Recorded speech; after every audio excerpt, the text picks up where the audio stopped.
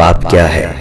हमारी जिंदगी में बाप की अहमियत। वालिद का सख्त अंदाज और माँ का नरम लहजा हमारे माशरे में घर के माहौल को मोतदल और मुतवाजन रखता है।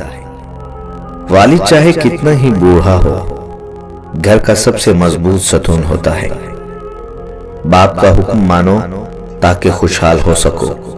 बाप की सख्ती बर्दाश्त करो ताकि बाकमाल हो सको। बाप औलाद के लिए ढाल है जो कभी अपनी औलाद से गाफिल नहीं होता।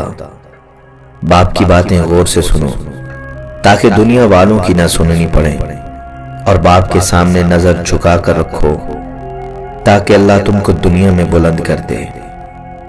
बाप एक जिम्मेदार ड्राइवर है जो घर की गाड़ी को अपने खून से चलाता है।